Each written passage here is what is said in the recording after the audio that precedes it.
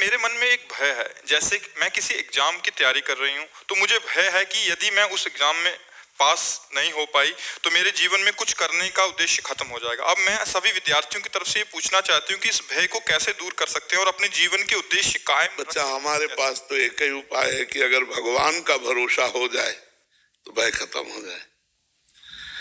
कि अगर मैं फेल भी हो जाती हूँ तो भगवान मेरे है ना, कोई ऐसा उपाय करेंगे जिससे मेरा मंगल हो जाएगा। फेल हो जाने का भय पहले आपने स्वीकार कर लिया, पहली हार तो आपने स्वीकार कर ली। पहले ही सोपान जो जीत की है वो आप हार चुके हैं।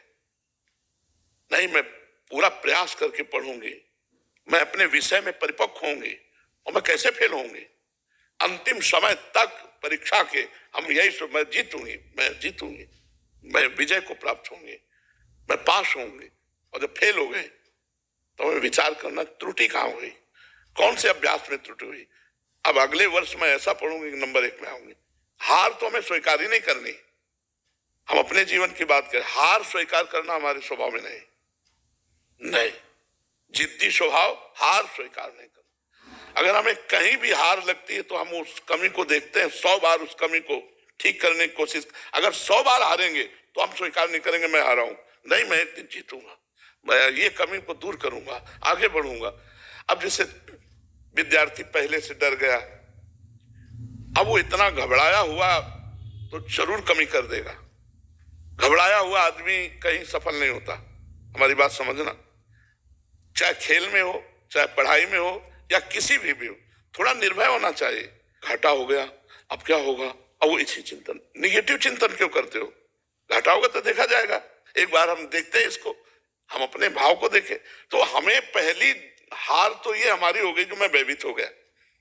और ये हार इतनी बुरी होती है कि वो पहले से भयभीत, आखिरी में जब भयभीत होता है और हार गया, मान लो फेल हो गया, अब उसको कई चिंतन, माता पिता का इतना पैसा लगा, वो क्या डांटेंगे, और हमसे जो कमजोर मित्र है वो तो पास हो गए, ये सब मेरा उपहास करेंगे, और उसको लगता है मैं कर लूं क्योंकि इन सबसे बच जाऊंगा। ये बातें नहीं होनी चाहिए, ये बातें नहीं। एक वीर बहादुर की तरह उत्साह संपन्न रखो। पढ़ाई में आपने कमजोरी की है तभी आपको भय लग रहा है, ये कैसे लग सकता है। अगर आप संयम से चल रहे हैं, आपको सच्ची बताता हूं, अगर आप ब्रह्मचारी हैं, संयम से चल रहे हैं विद्यार्थी जीवन में, तो कोई भी पूरी बुक का बुक बोल दो और 10 बार सुनाओ और इसके बाद हमसे सुन लो। अगर आप ब्रह्मचर्य नहीं है तो स्मृति आपकी क्षीण हो जाएगी, फिर पकड़ नहीं पाएगी। क्या है, क्या हमारे आध्यात्मिक ग्रंथों से कठिन है आधुनिक पढ़ाई। आप विचार करो, अलौकिक सत्ता की जानकारी, यहां तो जितनी जानकारी है सब लौकिक है, और यहां जितनी जानकारी सबके ऊपर अलौकिक सत्ता की जानकारी, वो पढ़ाई है।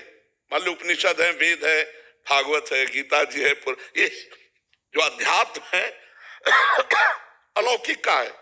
और उस अलौकिक को ज्ञान प्राप्त करने के लिए जब चला जा, अपने लोग ऐसे पढ़े रात दिनों सिर्फ, जैसे विद्यार्थी पढ़ता है ना, ऐसे भगवान ने ऐसा कहा तो ऐसा का क्या भाव हो सकता है। अब खूब नाम जप कर रहे हैं, उसी का चिंतन कर, फटाक से शब्द आ गया, अच्छा इसका मतलब ये होता है। धीरे धीरे धीरे धीरे धीरे वो एक ज्ञानी महात्मा बन जाता है।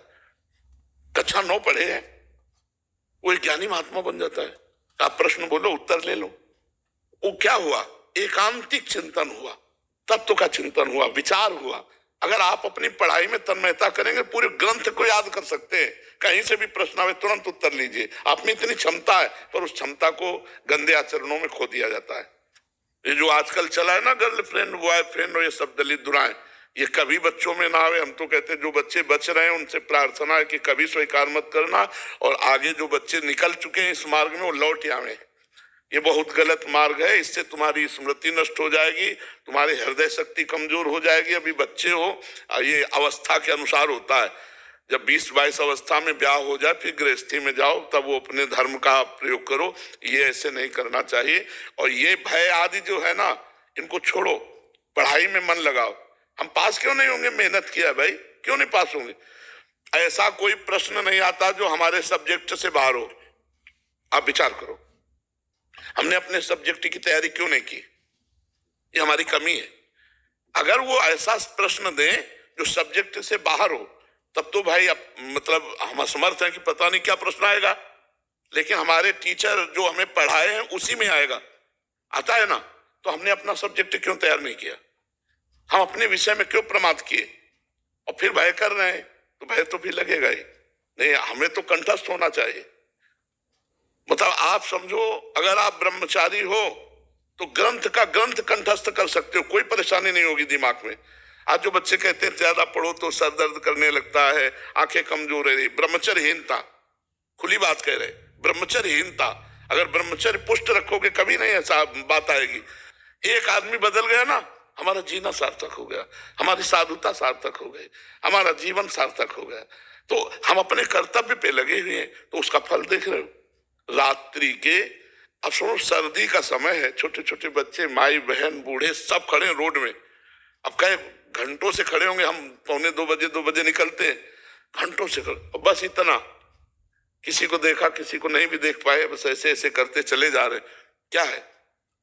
अगर कर्तव्य किया तो इतने लोग प्यार दे रहे हैं, भगवान इतने रूपों में आकर हमें प्यार दे रहे हैं, तो अपने कर्तव्य का पालन करो, प्रमाद मत करो, तो विजय होगी, निश्चित विजय होगी। विचार से इतना परिवर्तन आया है यंग जनरेशन में। मेरी पुत्री है, डॉक्टर है, जी जी। और जब से मतलब सुनना शुरू किया है, उसके विचारों में बहुत परिवर्तन आया है। वो भगवान, बहुत आपकी इतनी कृपा हुई है गुरुदेव हमारे ऊपर, पूरे परिवार के ऊपर, कि यंग बच्चे हैं मेरे तीनों, और तीनों इतने ध्यान से सुनते हैं और फॉलो करते हैं जी हर चीज का जो आप। हाँ, बस यही बात का हम, इतने पढ़े लिखे बच्चे जो है, हाँ, मुझे खुद आश्चर्य होता है। हाँ, आधुनिकता में फंसे हुए बच्चे अध्यात्म को सुने, बहुत बड़ी बात है। मैं कह रहा हूँ, मेरे दोनों बच्चे महाराज जी विदेश में पढ़ाई करने गए, तो वहाँ का खान पान बिल्कुल अलग था। बेटा तो उसी तरह का भोजन भी उसने करना शुरू कर दिया था, लेकिन जब वो आया छुट्टियों में, तो एक ही बार यहाँ वृंदावन आया था और आपके सत्संग को सुना उसने, प्रभु जी जीवन बदल गया, पूरे परिवार का जीवन बदल गया। प्रभु भगवान कृपा करते, उन्हीं की कृपा,